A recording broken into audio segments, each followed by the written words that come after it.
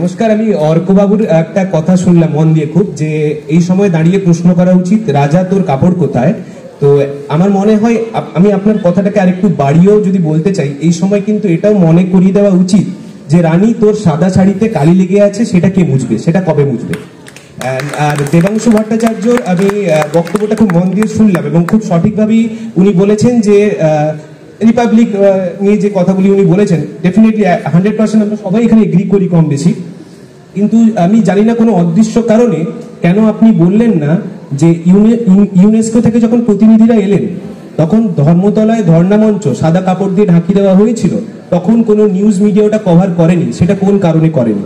এবং আরো একটা কথা, যেটা আমাদের ভারতবর্ষের ইতিহাস হয়তো এটা প্রথম হয়েছে যে আমাদের ইডি কিংবা সিবিআই কে পশ্চিমবঙ্গের কিছু গুন্ডা অ্যাটাক করলো, সেটাও কলকাতার অনেক টিভি, আমি নাম নিচ্ছি না, যারা বোঝার তারা বুঝবে, কলকাতার অনেক টিভি তারা কিন্তু ওটাকে কোনো রকম ছুঁয়ে বেরিয়ে গেল, কোন কারণে বেরিয়ে গেল। আর আমার সমস্ত পলিটিশিয়ানকে একটা প্রশ্ন আছে, যে আপনারা একটা কথা বারবার বলছেন যে ছাত্রদের এগিয়ে আসতে হবে, তোমাদের এগিয়ে আসতে হবে। আমার মনে হয় ব্যক্তিগতভাবে যে পলিটিশিয়ানরা এখানে বসে আপনারাই সাংবাদিককে কিনছেন, আপনারাই বিক্রি করছেন, দিনের শেষে আমাদেরকে ঠেলে দিচ্ছেন যে ছাত্রদেরকে এগিয়ে আসতে হবে। তাহলে রাজ্য কিংবা দেশটা আমাদের চালাতে দিন, আমাদের উপরে ছেড়ে দিন। এটি আমার প্রশ্ন আপনাদের কাছে। Thank you so much. আমি অরূপকে প্রথম বলি, অরূপ বাবু এটার উত্তর দিন। আমার যেহেতু জার্নালিজম এবং এক মিনিট অরূপ, সব্যসাচী আমি একটা জিনিস একটু অনুভবকে বলি, ওরা বলবার আগে ওরা তিনজনে বলবেন, তার আগে আমি একটু বলে দিই, তো চলে যাব। ওর প্রশ্নের একটা উত্তর আমি একটু দিয়ে দিই।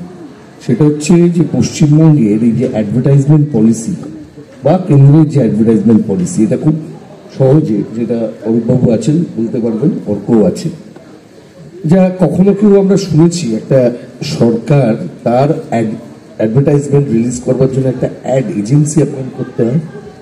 পশ্চিমবঙ্গে হয়েছে।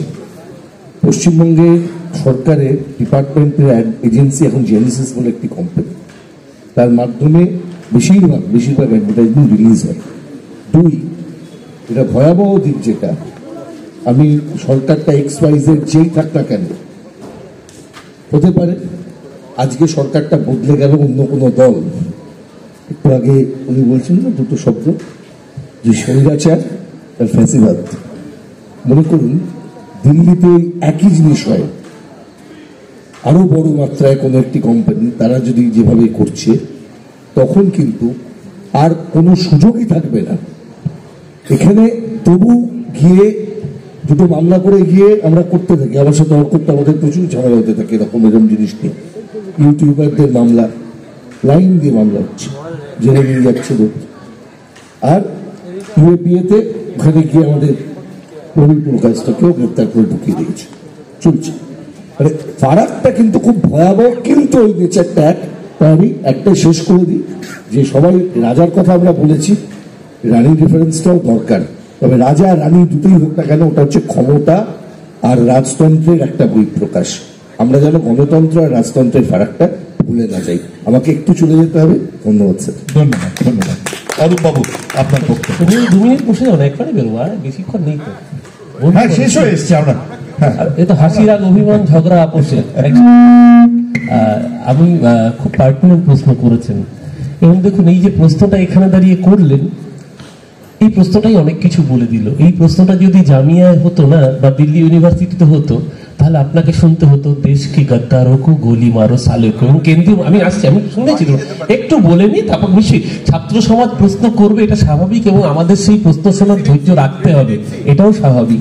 আমি নিশ্চিতভাবে যদি কোথাও কোনো ঘটনা আপনার মনে হয়ে থাকে, সেই বিষয়ে প্রশ্ন ছাত্র সমাজ করবে, এবং এটাই প্রত্যাশিত। ঘটনাক্রমে এই প্রশ্নগুলো এ রাজ্যের বুকে অহরহ উঠছে, এবং ওঠা স্বাভাবিক। অধিকাংশ মিডিয়া, আপনি যে ঘটনাগুলো বললেন, সেই ঘটনায় কিন্তু এ রাজ্যের শাসক দলের প্রতিনিধি হিসেবে আমি বা দেবাংশু যারা রয়েছি, আমাদের সমালোচনায় ঋদ্ধ হতে হচ্ছে, এবং এটাই গণতন্ত্রের স্বতঃসিদ্ধ প্রক্রিয়া।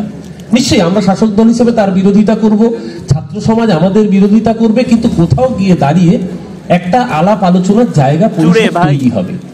আমাদের আপত্তির জায়গাটা মানসবাবু যেটা বললেন সেটা একদম প্রাসঙ্গিক, এই কারণেই যে ফ্যাসিজম তখন তার দাঁত নখ বের করে, নিশ্চিতভাবে প্রত্যেক সরকার চাইবে তার মতো করে একটা জিনিস পরিচালিত।